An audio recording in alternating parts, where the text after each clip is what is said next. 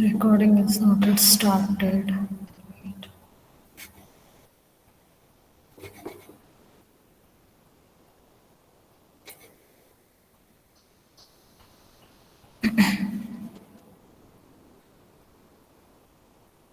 Yes, drop your reasons in the chat box.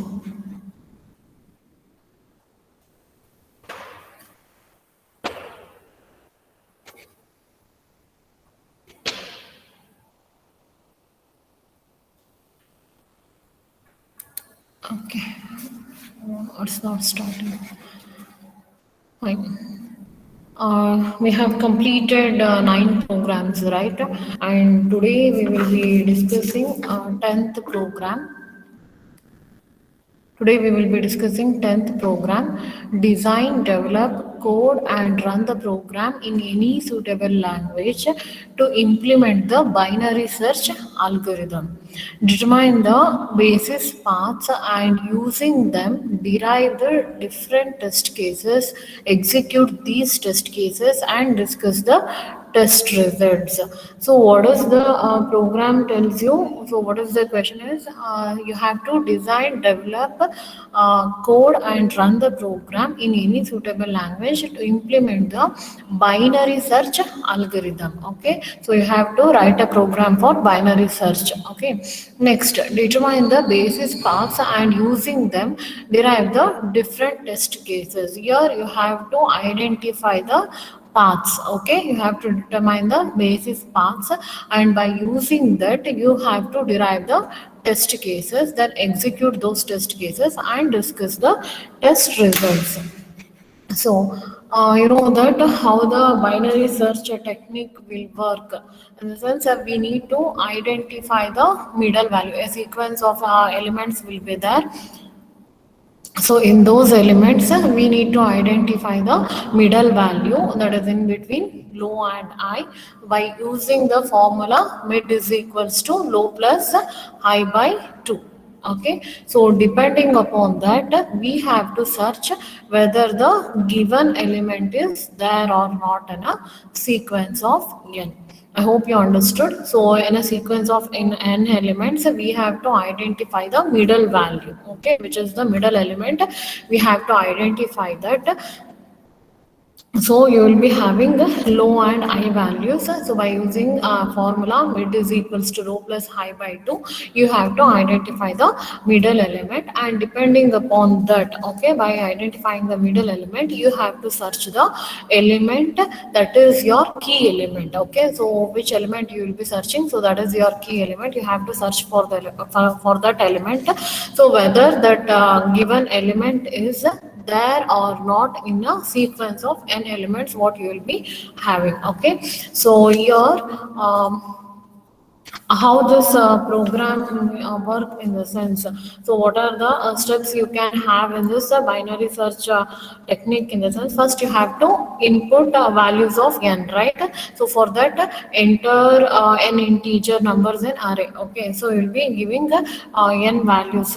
So how many inputs are needed? So based on that, you will give the inputs. Then you have to initialize low and high. Okay, then you will be having a while loop where you will be checking the whether low is less than or equals to I. Then you have to identify the middle element by using the formula mid is equals to low plus high by 2. Okay, so if middle element, that is a of mid is equals to e, okay, so if you, whatever the element you are searching, if it is equals to middle element in the sense, then you have to print that the search is successful. Okay, successful element found at this position, that you have to print. Next, if not, if the element is not equals to middle element in the sense, then you have to check whether the element is greater than the middle value or less than the middle value, isn't it?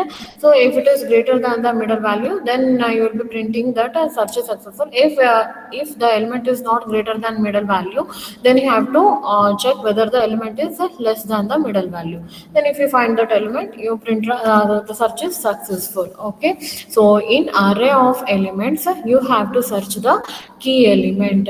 So what you will be doing, that you will have low and high values, and also middle value will be there. In the sense, you have to identify the middle value in between low and high value. You have to identify the middle element. If it is equal to the middle element, then search is successful. If not, you have to check whether the middle element is less than the, sorry, key element is less than the middle element, or it is greater than the middle element. So likewise, you will be carrying out the binary search. Okay, so here you know that how to identify the paths, in the sense whatever the program or the statement will be there. So for each of the statements, you have to give numberings, right? So here you know that you are writing the your program to implement the binary search algorithm. So you need not to give the numberings for each of the statements. What else you can do is, you can consider only the binary search function with the line numbers. Okay, you have to consider only the binary search function in the program, and for that you can give the line numbers. Okay, so if you take this function and if you go on numberings, whatever the binary search function is there, so you'll have 9 statements over there. Okay, so among that, you know that why I have taken this, because your program, while you are writing the program graph, you will consider only the executable statements. Whatever the non-executable statements are there, you will not be considering that to draw a program graph, right? So what is the question tells you, that you have to identify the basis path. Okay, so once you identify the basis path, and looking into that,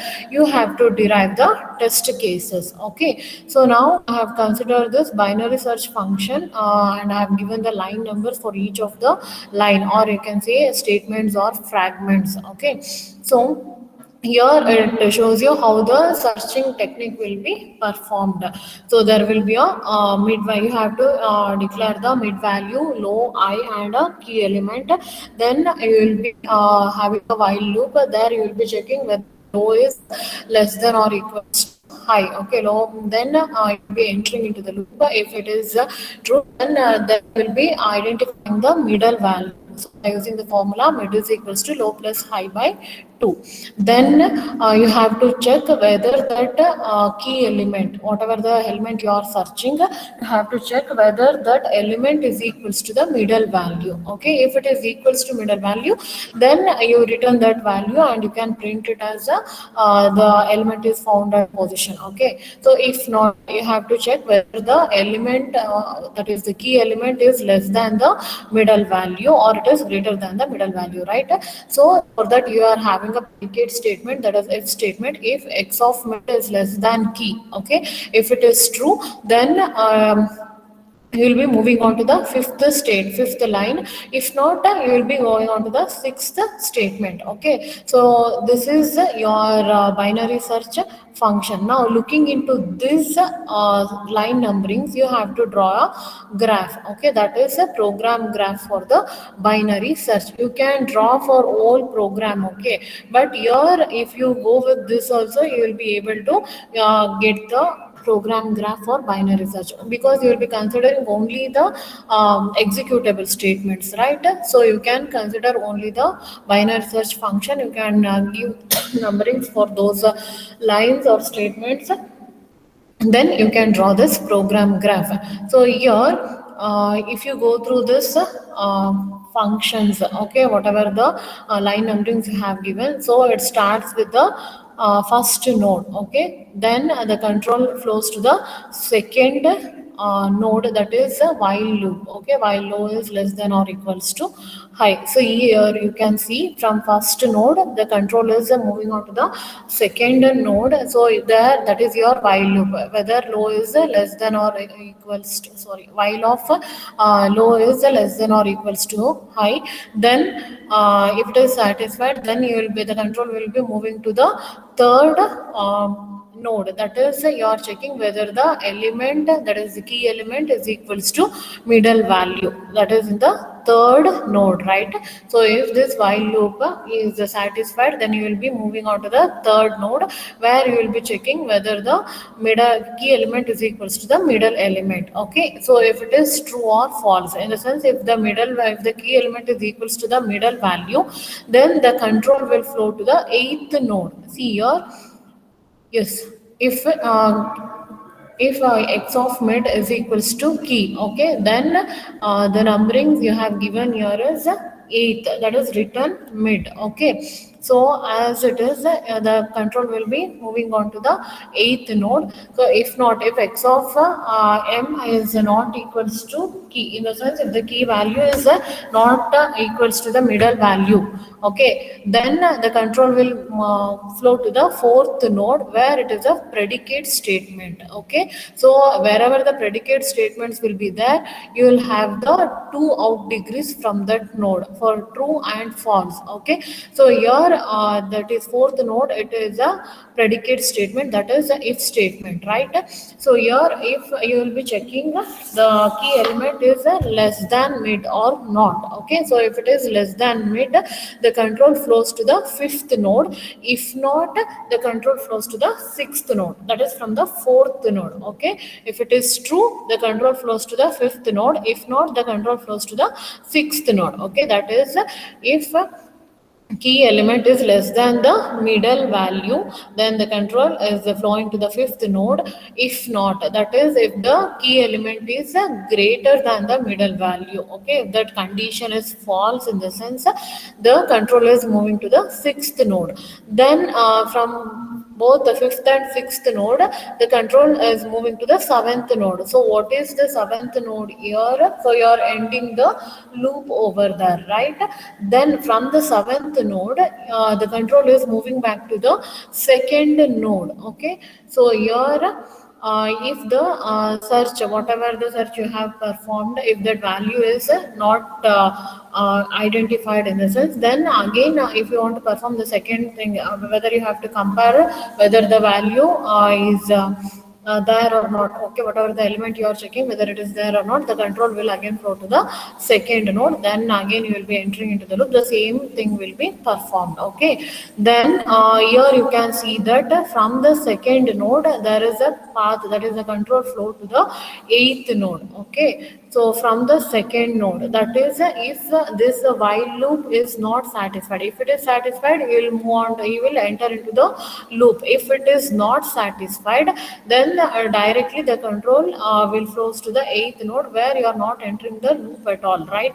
So there is one more control flow, that is from the second node to the eighth node. So that is what they have represented here. Okay, from second node to eighth node. So this is how you can draw the program graph. Okay, next, once you have drawn this program graph, by looking into this, you have to derive the test cases, right? So in the basis path testing, if you remember the MECAPS basis path, what you are doing there, you have to identify the cyclomatic complexity. So for that you had a formula, V of G is equals to E minus N plus 2P. So this is the formula you had. Two formulas were there. So among that you can consider anyone. So we have taken this formula. Okay, V of G is equals to E minus N plus 2P. So you know that, so by using this formula, you will be getting a value for V of G, that we call it as a cyclomatic complexity. Okay,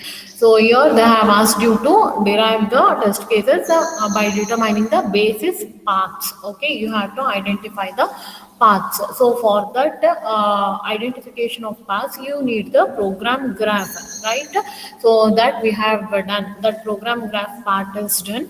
Now we will be moving for identification of the paths, that is by using a formula for determining the cyclomatic complexity. V of G is equals to E minus N plus 2P. So here the paths, how you will be identifying. Once you substitute the values for this formula, so how many edges are there here? So go and check with the arrows you have to count. So that is the edges, right? 1, 2, 3, 4, 5, 6, 7, 8, 9, 10, and one more from 7th to second node, that is 11. Totally 11 edges are there.